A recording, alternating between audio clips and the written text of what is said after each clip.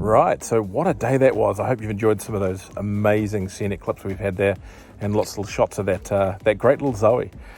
We're here now in Franz Josef at the hot pools they have here, so that's why it's a little bit wet and steamy. And we're just going to run through the mass of the day. So the distance we covered was 285 kilometres, a little bit of doubling back forwards here and there for photography.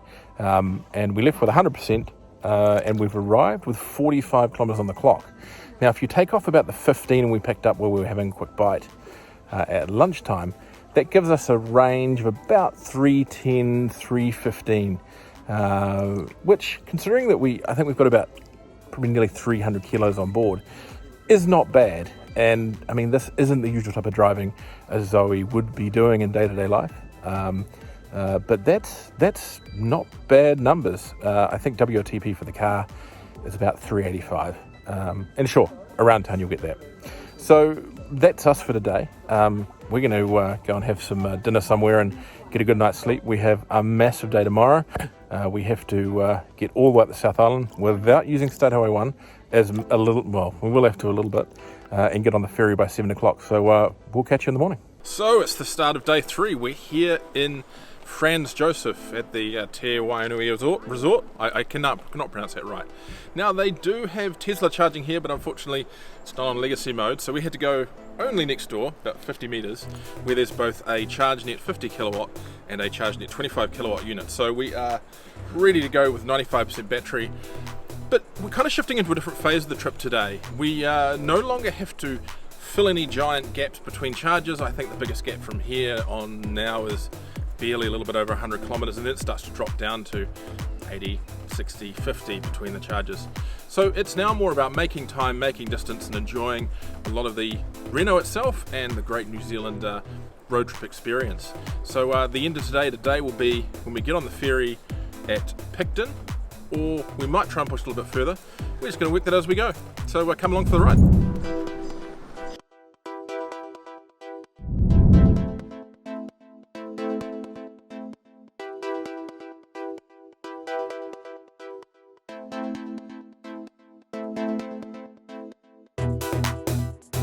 So after a bit of a hammer run, we weren't particularly efficient on that one. We've made it into Hokitika. We had about 140 on the GOM coming in here, and we're at the charger, which is in New World, right in the middle of town. It is a cool little town, Hokitika, so far. It's amazing. We're going to go find this great sandwich shop and grab some sandwiches for later. But I've just spotted this charger has probably one of the coolest ways to spend time while you're charging anywhere in New Zealand. Just over there is the National Kiwi Centre. So while you're charging, you can go and, I'll read the sign, see live kiwis, feed New Zealand's giant eels, and catch and release bugs, trawlies. I'm guessing that might be little freshwater crayfish or something. That is the coolest thing you can do at a charger anywhere in New Zealand. So if you're here, go do that. But otherwise, we're going to go down and get a sandwich. So one of the great things about using a ChargeNet charger like we're using here in Hokitika is that it has an app, and it can actually show you how much you're charging or how far you are while you're off grabbing some lunch. So don't be a rude bugger and stay on the charger for too long. So if we go into here, we've got a a little alert there saying we've started charging at 38%. I touch that, that's going to go through to the session.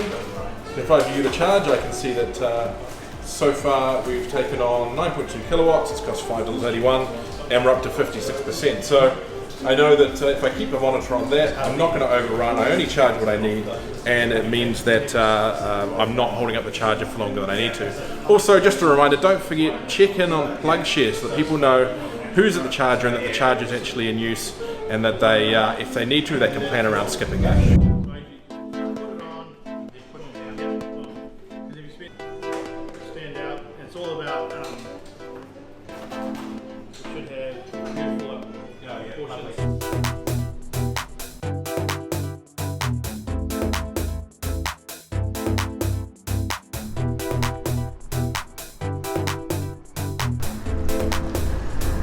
Right, so as you can see, we've made it to Greymouth, and as I'll cut away for another bit of a shot here, we've had a great little time down here on the riverfront, watching a rather large seal tear a fish to shreds.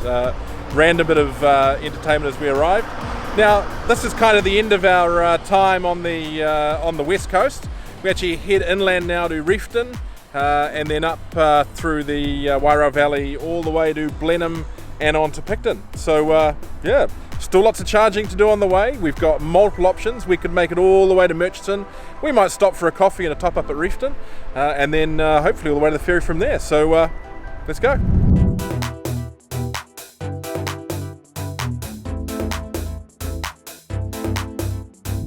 Right, so we've rolled in now to Reefton, and I'm using a charger I've never used before. So this is a Delta unit from ChargeNet that puts out 25 kilowatts, and well, that's not as much as, you know, the 50s or anything else.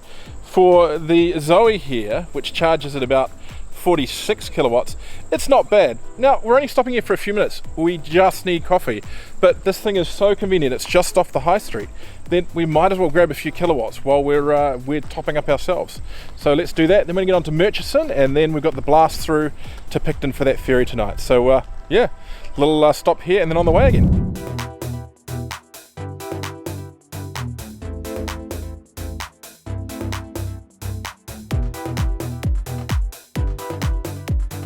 So we've now made it to Murchison, and we've kind of cornered ourselves a little bit on we're in a real rush to get the ferry.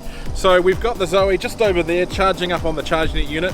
We need to get, according to both a better route planner and our power trip, about 60% to get through to Picton. Now, the reason we need to get a little bit higher, even though we've only got about 180 kilometers to go, is that we're at 150 meters here. We've got to get over St. Arnold, which is 650 meters. So there's quite a big difference there, and hopefully we'll get some back on the other side. But it's going to be a little tight. We're probably going to get there with about a 15-20 minute buffer. We'll see. And I guess we'll, if not, we'll be spending a little bit of a wait in Picton for the next ferry.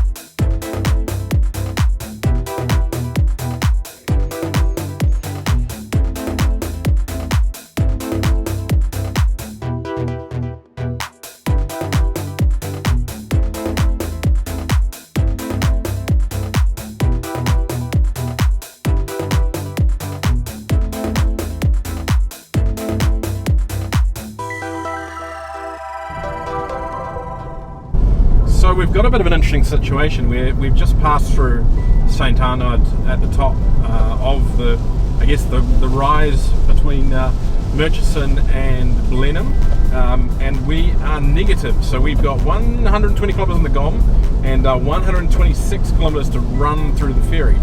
We're not stressing yet. We're at 650 meters and we're going to sea level.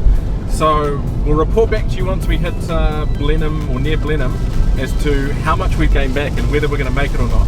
We've got a few minutes to do a splash and dash at Blenheim, but otherwise we're on a real tight run time-wise to get to the ferry.